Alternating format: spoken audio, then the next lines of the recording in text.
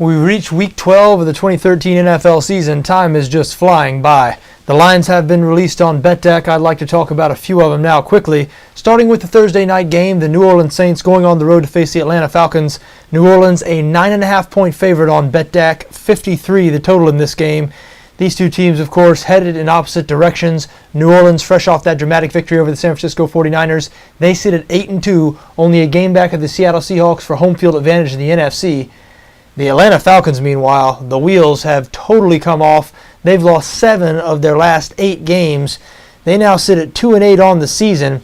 More disturbing than that, you never want to accuse professional athletes of quitting because you can't be inside their head. You don't know if they're giving it their all or not. But you look at the Falcons' last 4 games. They've lost 4 in a row. All 4 have been decided by 13 points or more. You see them give up 41 points to the Tampa Bay Buccaneers last week, who entered that game 31st in points scored, and it makes you wonder, has Mike Smith lost this team? Are they still playing as hard as their opponents?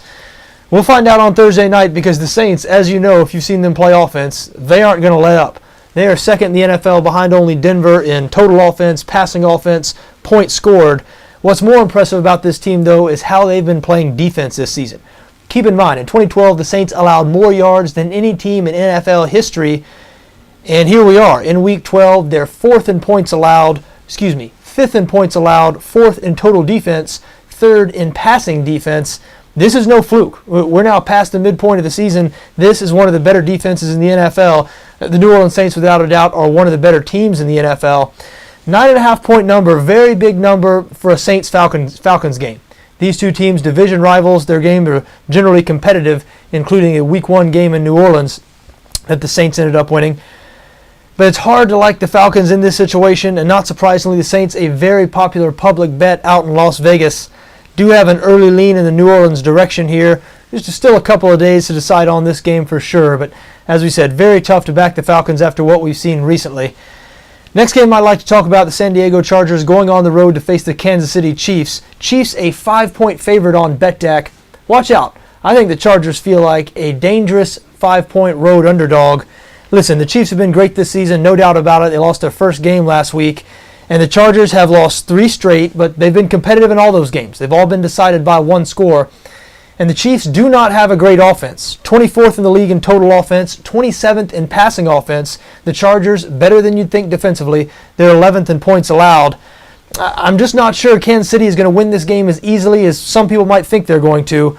You look at the Chiefs' 5 home wins this season. They are 5-0 at home, but 3 out of those 5 games have been decided by 6 points or fewer. So the Chiefs, no stranger to close games. San Diego does have a good offense this year. Phillip Rivers has been getting it done, been rejuvenated under Mike McCoy. It looked like Rivers had totally lost it the last couple of years under Norv Turner, but he's having an excellent season. Wouldn't surprise me to see the Chargers keep it close. Think they might be a sneaky play as a 5-point road underdog in Kansas City.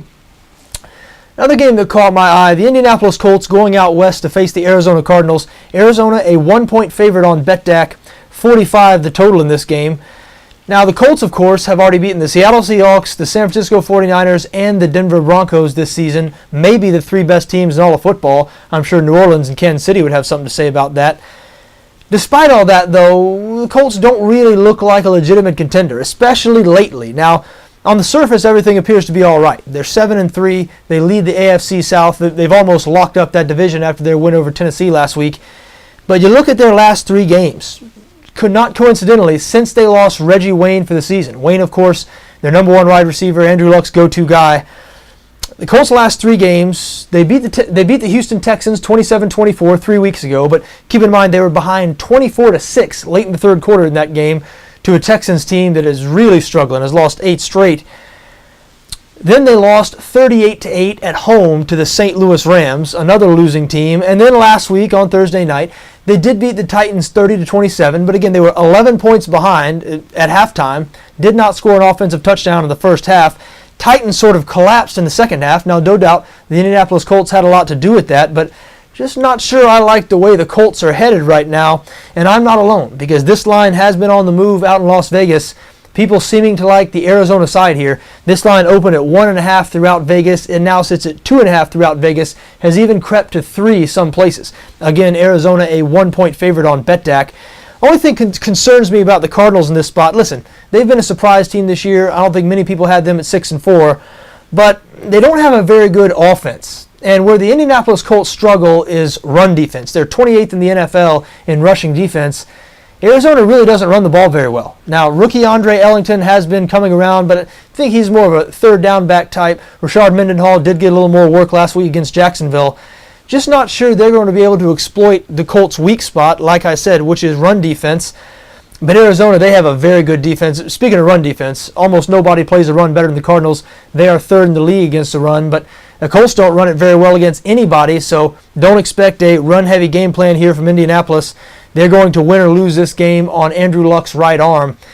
And while the Cardinals do not have an elite secondary by any means, they definitely have some playmakers back there, so I don't know. It's a tough game to call. To tell you the truth, I was a little bit surprised that the line has moved in the Arizona direction. I would have guessed the Colts would have been to get a little more public support in this spot, and maybe they will in the coming days.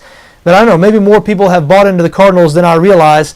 I'm not quite there yet, but I tell you what, if they win this game, you watch out for the Arizona Cardinals. Their next 4 games are very winnable. Their next 4 games, including this game, before they face the Seattle Seahawks and the San Francisco 49ers to close their season in week 16 and 17. Those teams obviously division rivals.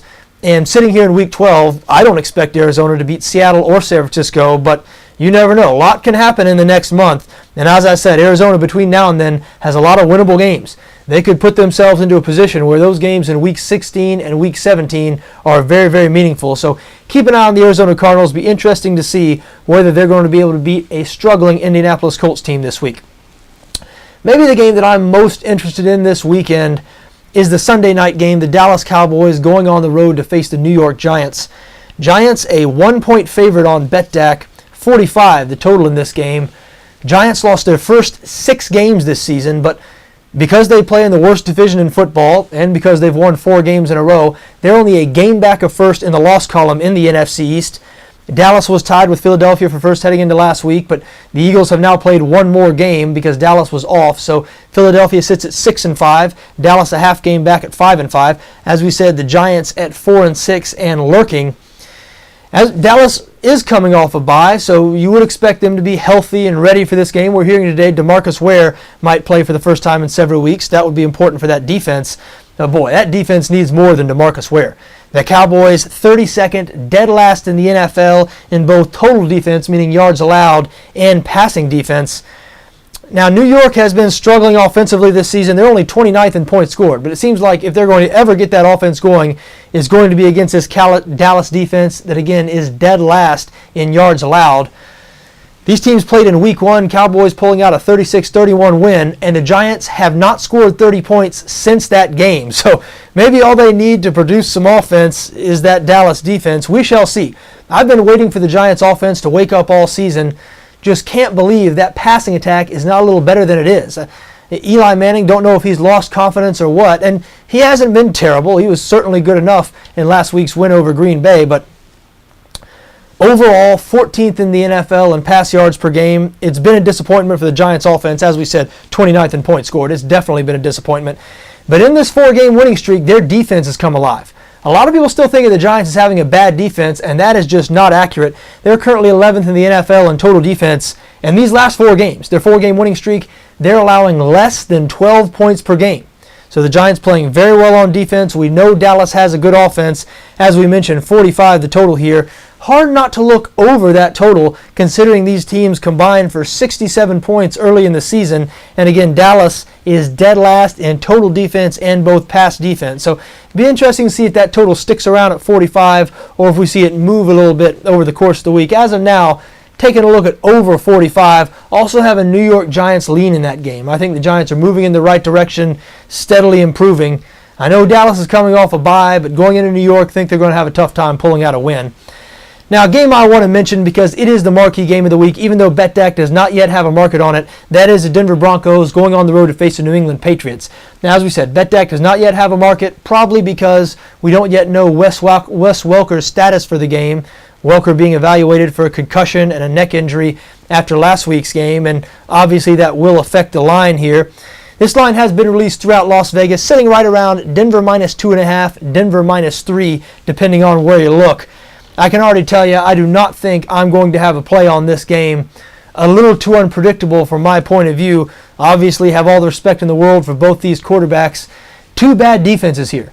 Now, statistically, that New England defense might not look that bad, and certainly they look all right last night against the Carolina Panthers. In the beginning of the season, New England was playing good defense, but they've just been decimated by injuries. Their best two players in the front seven, Vince Wilfork, Gerard Mayo, both on IR now. I think we're going to see that New England defense get worse over the course of the season. I don't think Peyton Manning and the Broncos are going to have any trouble moving the ball up and down the field in this game. But we know how much Denver struggled defensively this season, especially in the secondary. And New England at home, an underdog for the second straight week in I don't know how long. We said coming into last week's game against Carolina, New England since 2007 had only been an underdog in 5 games.